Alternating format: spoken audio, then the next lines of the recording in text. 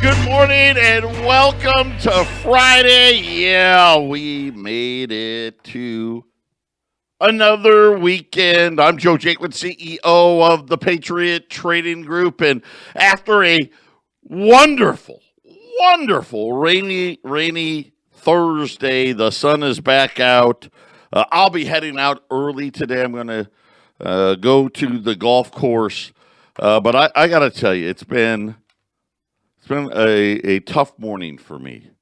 You know, I got up, I'm driving to work, and the 101, it is under, in Arizona, right? The freeway's always under construction because we always got to make it bigger, right? Doesn't matter how many lanes it is, we always need another one.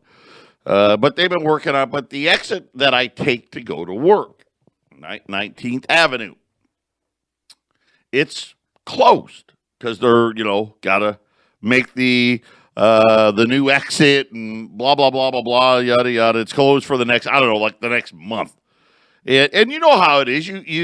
I've made this drive for years now. So I'm pre-programmed to drive to the 19th Avenue exit. And I keep forgetting that it's closed. It just closed this week, but that requires me to get onto the I-17, go to Pinnacle Peak, and come the other way if I missed turning the exit before. And I did, and I forgot, and then I was like, I'm kind of hungry. I normally don't eat breakfast, but I was kind of hungry, and I was like, there's one of those burritos at Pinnacle Peak and 19th Avenue. I'm gonna eat there. I'm gonna get a breakfast burrito. I've never gone there before, and I don't know which burrito it is. And everybody, maybe in Colorado you don't know what I'm talking about, but in Arizona we've got these Mexican restaurants, and they all end in burrito, but it's Filiberto with an F, Filiberto with a P, Juanaberto, you name it, Filiberto, and they throw your first name in there plus Berto. And see, thank you, Ramon. See, Ramon knows, right? Julio Berto. There's a bunch of them. It's almost comical with the amount. One of them says they're the original one and actually puts it on their cup, the original Berto. I don't know where that one is, but Brooke was telling me. But long story short, I get to the drive-thru. There's a car in front of me. And as I'm waiting, a car comes behind me, and then I get up. It's my turn. And I just want like a bacon and egg burrito, basic. It's almost $8. It's like seven something plus tax. And I'm like, if I wasn't trapped, I'd be like, forget it. I'm not paying $8 for a burrito for breakfast. So I'm there. So I'm like, all right, give me the bacon, and I pay my $7.79. And I'm like, I'm just like, I'm never coming here for breakfast again. So I get it, boom, boom. I come to the office. I put the coffee on. I pull the burrito out of the bag, and it's like, oh my God. This thing it's massive. And I'm thinking, who could possibly eat this whole thing, especially for breakfast? Now, again, I felt a little better now about having to pay $8, but this was enough burrito to feed 3 or 4 people. But, I start eating the burrito, and I'm probably about a third through this thing, and I've had plenty. But, those of you that come to the office, I'm a little bigger guy. And my wife says it's one of my weaknesses. I'll keep eating. There's food there. Even though I'm full, I'm going to keep eating. So I take, a couple more attempts at this thing. I don't even get halfway through it. When, I start to get the sweats, right? The meat sweats. The food coma is setting in, and I finally, threw the rest of it in the back in the bag, and you don't keep a breakfast burrito, so you threw it away, and I'm like, I should go over there and tell them, listen, cut that thing in half and charge $4 plus tax. You'll be better off. But oh man, the whole morning I've been fighting off the food coma. I'm barely awake. Brooke showed up. She was like, I forgot I even had to work today, so it's been a mess. But if you're eating at one of those burritos for breakfast, I'm worried about the construction guys, right? Because, one of these guys tries to take this burrito down. Next thing you know, he's going to have to take a nap on a girder or something. It was, wow. Anyway, there you go. There's my Friday breakfast burrito story. 800-951-0592. I'm sweating right now. All-American-Gold.com's website. I am. Brooke, turn the air down. Holy smokes. Happy Friday to everybody. By the way, congratulations here in the office. Brooke's son, my son, both made first team all-region. Good luck to all the teams that are in the finals competing for a state championship here in Arizona this weekend. And I'm going to get a cloth, wipe myself down, slap myself around, get out of this food coma. And when we get back, we're going to talk about the CBO's plans for debt reduction. 800-951-0592. A sweaty Friday here in the Hole in the Ceiling studios. My buddies are all texting me, wanting to go get one of these burritos. They got that show on TV, Man versus Food. Have you ever seen it? And the guy, not all these restaurants do it, but some of these restaurants, they have like a contest. If you can eat a stupid amount of food, like 3, 4, 5 pounds of food, right? You get a T-shirt and a free meal or something. And the guy, you got like 1 hour to eat it all, and he tries to do it. And he never, I should say every once in a while he usually loses. Kind of like I lost with this burrito today. But that's who I feel like. If you've ever seen that show, I got the sweat pouring down. I want to take a nap. It sucks getting old. I guess it was a few weeks ago, I was telling you, I've been playing pickleball. And I'm going to tell you right now, I'm loving it. I'm digging it. And for those of you, if you don't know what pickleball is, Google it. But it's kind of a version of, it's miniature tennis. Kind of like / paddleball / ping pong, right? But it's, if you running around the tennis court, if you no longer can do that, try pickleball. And me and my buddies, we play Tuesday nights. That's kind of our thing. And we played on Tuesday, and usually I need 3 or 4 days after a Tuesday pickleball before I'm ready to do anything other than take a walk.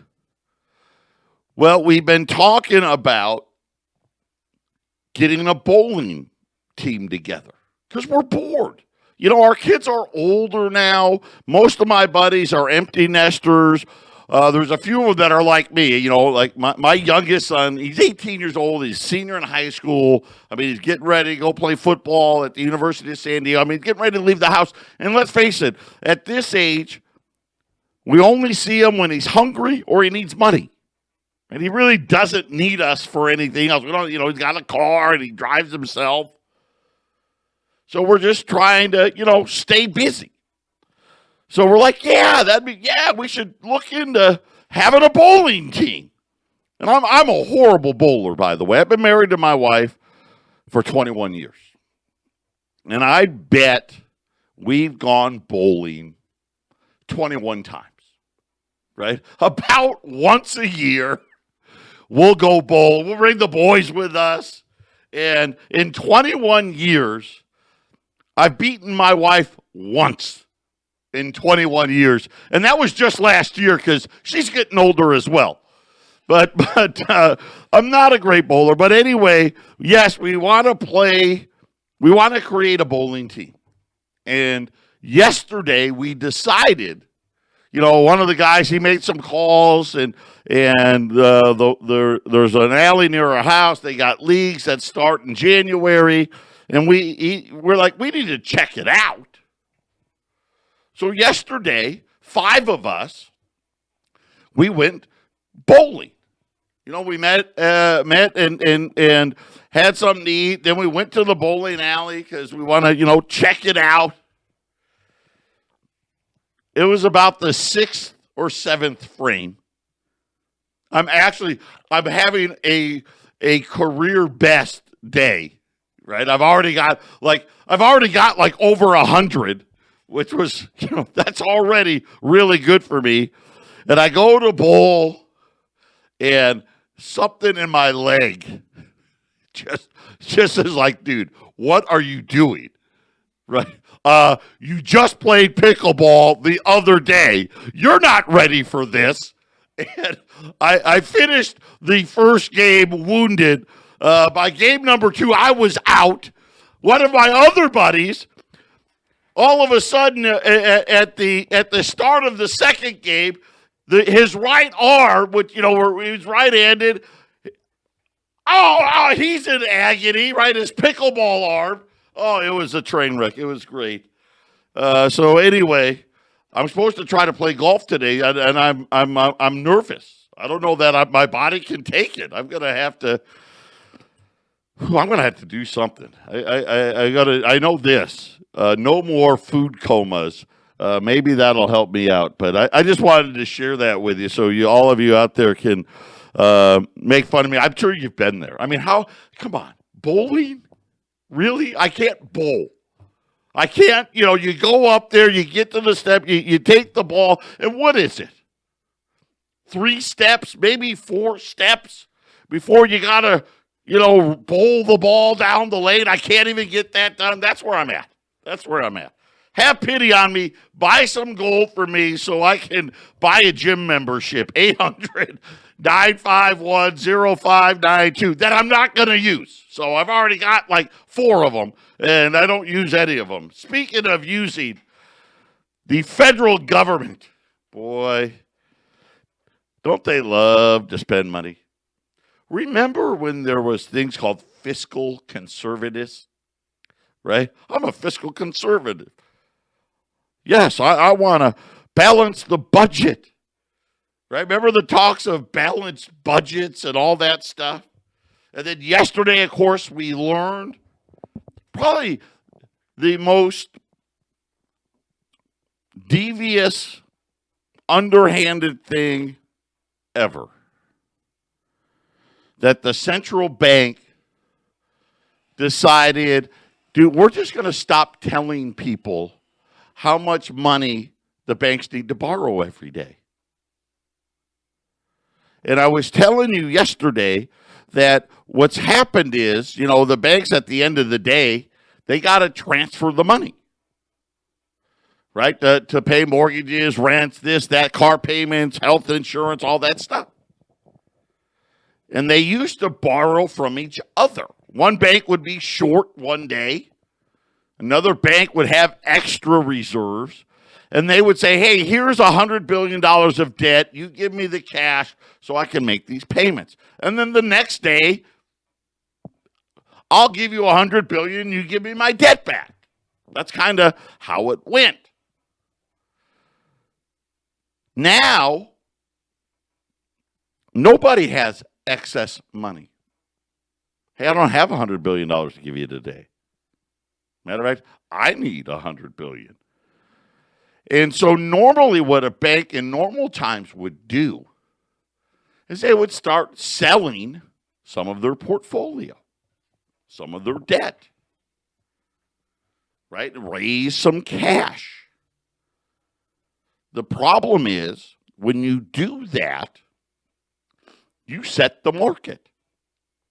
And of course, remember I told you how the banks have been lying about the write-downs. one of the ways that they get to lie about the write-downs is, hey, we didn't sell any debt, so it's still at full price. And we learned yesterday that the central bank is now loaning banks $2.5 trillion a day, every day. And then the federal government, the budget numbers have come out for the first 2 months of 2021. So remember, 2021, fiscal 2021 started in October. According to the latest numbers, for the first 2 months of fiscal year 2021, the deficit has totaled $430 billion. The good news is that's only about 2.6 trillion. But you know, remember, we're gonna get 2 stimulus bills for 2021. So I could easily see a $5 trillion budget deficit for 2021. By the way, that is a 25% increase from last year's number. They said spending by the government was up 9%.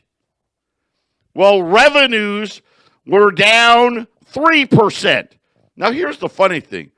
Individual income tax and payroll tax receipts is down 4%.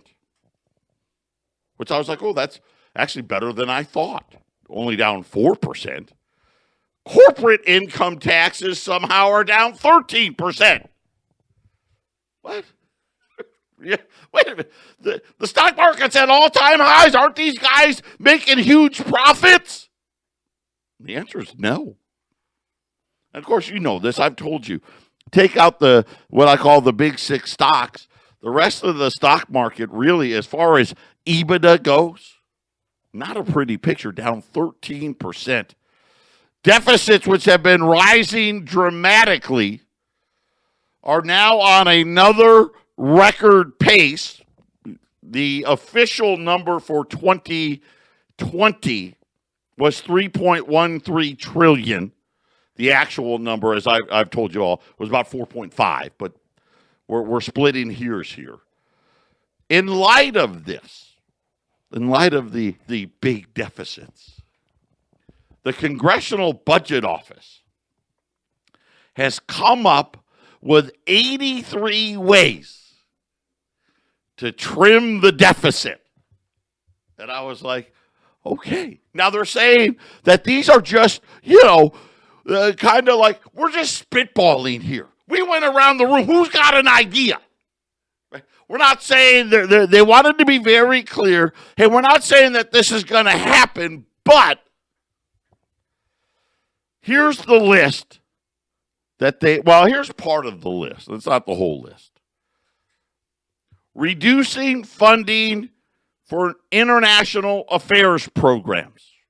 Now, I don't know what programs they're talking about, but that's $117 billion.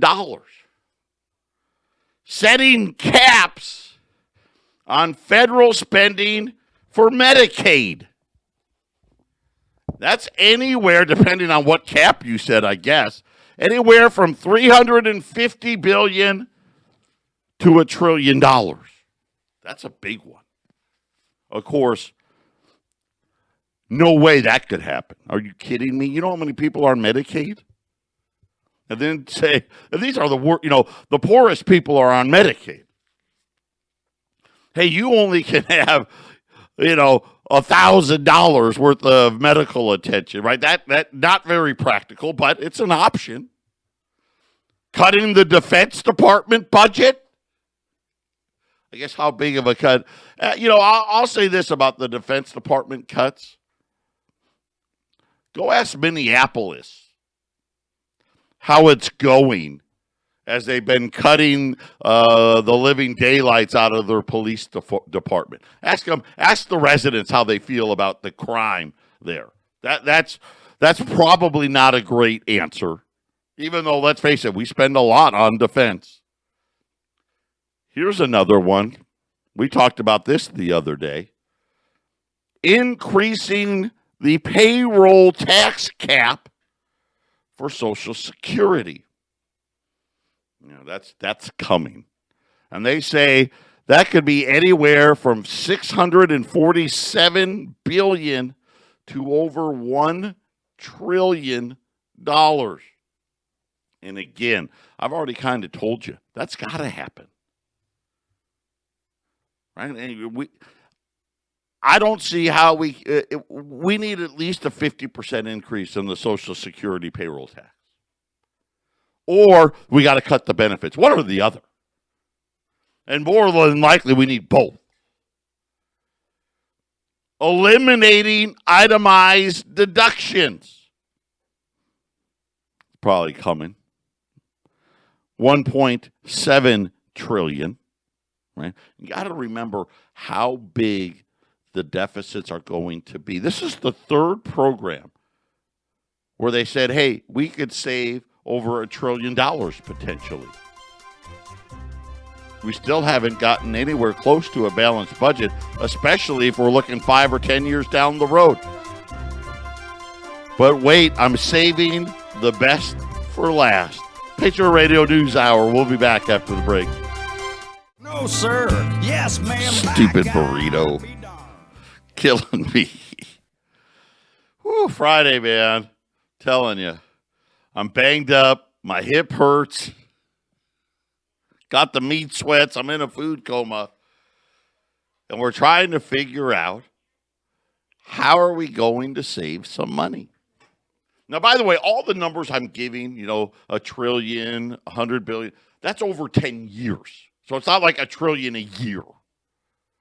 Right? So when we're talking about cutting Medicare, as an example, right? They're talking about cutting, putting a freeze or a cap on how much, think about this. Most people, they don't want to get sick. Most people don't want to get hurt, right? Most people don't want to get COVID or cancer or any of these other things. I mean, could you imagine you had to go to the hospital for something and they're like, oh, well, nope, you hit your cap. You hit the maximum there, so you got to go. We're only able to complete half of the surgery. You had to leave the other half in there because you ran out of money. Well, these are the things that we got to start talking about. The last one of the options. This is another one I very much see happening. Right along with the electronic digital dollar. A value-added tax. Some of you might, also known as the VAT tax. And the reason why I think it's likely because, like Japan already has it, and I think some members of the EU have it. Right, it's coming. And what that is just another tax at the register. Right, you're at the grocery store, you're at Home Depot. You're buying a car, you're buying a house, whatever it is you're buying. Maybe you had to call the plumber. The CBO saying, at 5%. Like 5%. It's a lot. What happened to 1 or 2%, 3%? No, 5%. So think about everything you buy and throw in another 5%. Value-added tax on it. $1.8 to $2.8 trillion. Again, over 10 years. So here's where things stand now. We've got one of the greatest bubbles of all time. And again, we know bubbles. Every bubble we have is always bigger than the previous one. And it works that way because they don't want to get rid of all the debt. Because that would force the banks to admit that they're not very solvent. right? And the fact of the matter is you just have inflation, even though they try to convince us that we don't. Go back to what I taught you yesterday about how since September of 2019, the central bank has a window. They call it a window. It's not really a window, but to visualize what we're talking about. Visualize a window, okay? And there's the Federal Reserve guy is on the one side of the window. And all the banks, they're in line. Okay? JP Morgan comes up. How much do you need? Well, I need $100 billion. Okay. You give us $100 billion worth of whatever. And here's the $100 billion in cash. Next, and then B of A and Wells Fargo and Citi. Now remember, used to be the banks could do this with each other. Right? Because, hey, I don't need all my money today. But now all the banks, they got the same problem. I don't have any money either. Because I've been forced to buy all these treasuries. Right? I don't have any. And one way to get them, to get enough money, so every day, they do the same thing every day. JP Morgan goes to the bank, the window every day. And it used to be when it first started, and I'll never forget, it first started, and again, this was before COVID, right? Believe me, COVID didn't do this. COVID sped some things up, but this was happening already. It may have been $50 billion. And I don't know if you remember, they used to have when $50 billion a day. When that wasn't enough, okay, we'll go to $100 billion a day. And some days they would use all $100 billion. Some days they wouldn't. But then they started realizing, oh wait, on Tuesdays and Fridays we got a bigger problem. We'll have a special one. And by March of 2020. They had all kinds of special operations. And the total, who knows? The weekly total was a couple $100 billion,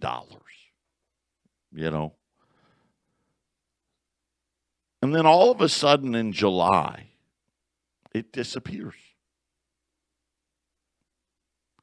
Thought the window was closed. Because they had said it was only a temporary problem. It's just going to be for a little while. And I just, assumed, oh, well, they stopped. Okay. I guess it's okay. Maybe I'm wrong. It's okay. And I kept saying to myself, how can these banks be saying that they're making money when 30% of commercial businesses aren't paying rent? They're saying up to 30 million Americans aren't paying the rent or the mortgage where they live. Now we know. See, and this is why the banks, because normally, okay, if I can't borrow it from another bank, I'll sell some of mine. Just sell some of your debt. It's easy. You say they have value. Sell some of that commercial real estate. Sell some residential mortgages. Hell, sell some treasuries. Treasuries, they're AAA rated. Here's the problem. Nobody wants to buy them. All the other banks are like, no thanks. Dude, I got the same problem you've got. And then the people that would buy them, because believe me, there's a price, is nowhere close to what the banks say they're actually worth. So they can't sell them because otherwise all the banks would have to admit how insolvent they really are. Patriot Radio News Hour. We'll be back right after the break. 800-951-0592. I'm just laughing during the break. One of my buddies, we went bowling, He sent me a picture of his arm. It's swollen, black and blue. And then, I hurt my leg. I left. Another one of the guys threw his back out after I left. So yeah, we're down to water aerobics, cards, and dominoes. So we're ready for the senior center. Talking about the CBO's recommendations, talking about now how bad is it that the central bank was so worried about telling us that this problem that started in September of 2019. And remember, Bank of America warned them in like April when they were, quote unquote, selling down the balance sheet. And of course, now the balance sheet's doubled. Saying, what are you guys, what are you looking at? We got a problem. And now the banks are like, listen, none of the other banks want this stuff because we've all got the same problem. Let me explain a few things that you probably don't know. Do you know who the largest owner of Japanese stocks are? Do you know? It's not pension funds. It's not Japanese banks. It's the Japanese central bank. And of course, as you know, the Japanese stock market really hasn't gone anywhere for decades. This is what we've got to look forward to when this bubble finally breaks. The European Union is now the largest holder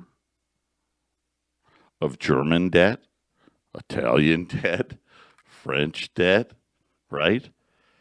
Look at our central bank. $8 trillion in counting. Plus the fact this 2.5 trillion, they don't even count that. Right? They wanted us all to believe it just disappeared. But when they stopped telling us the daily number was under 150 billion. Then the first week of June, it jumped to like 300 billion, and then it went away.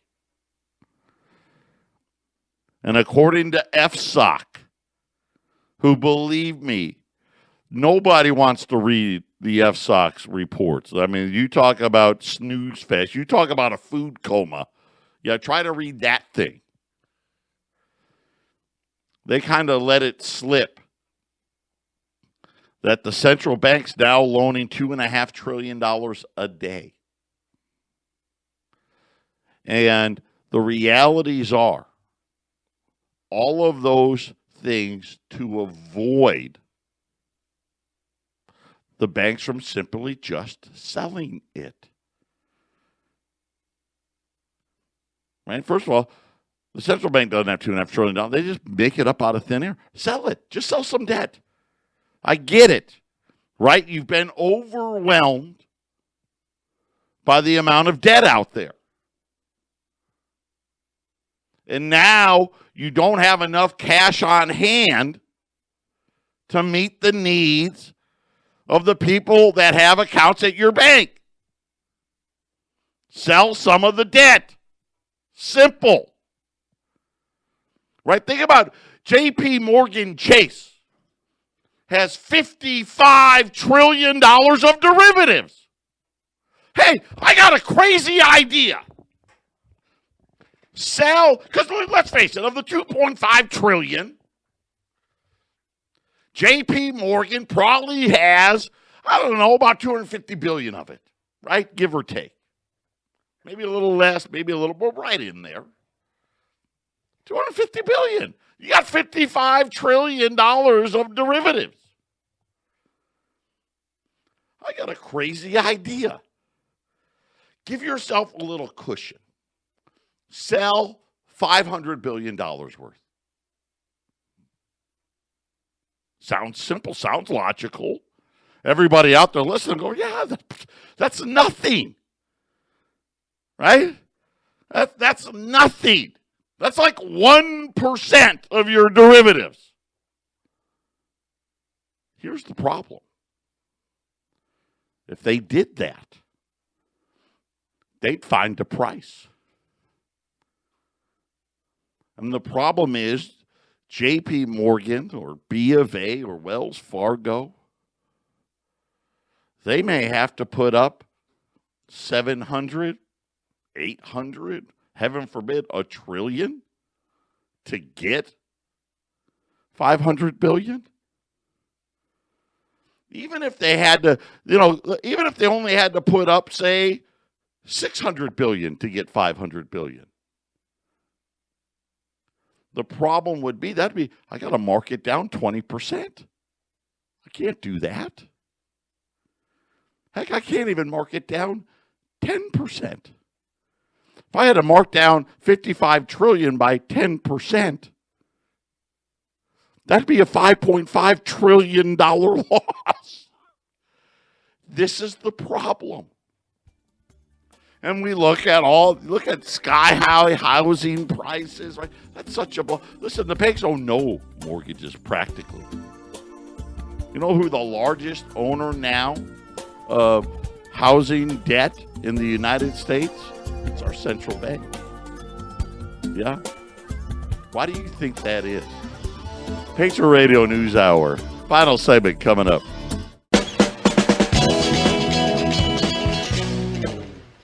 Eight 800-951-0592, Patriot Radio News Hour, final show of the week. Happy birthday to Brittany, our newest employee. Is her birthday today. Happy birthday to my wife. It's my wife's birthday on Sunday. And everybody else, you know what? Happy birthday to everybody, right? Why not? Blow out the candles because the party's over, if you know what I mean. This is why you got to put some gold away. This is why. It's a hedge. Because what can go right? What can go wrong? Here's the next problem. Interest rates are rising. Right? And I've already told you it's not practical for the United States to go negative. They go negative, it's another calamity for the bank. So rates at zero, it's about as low as they can go. Then they do this. They buy down like the mortgage rate, right? But you notice the 10-year note keeps flirting with 1%.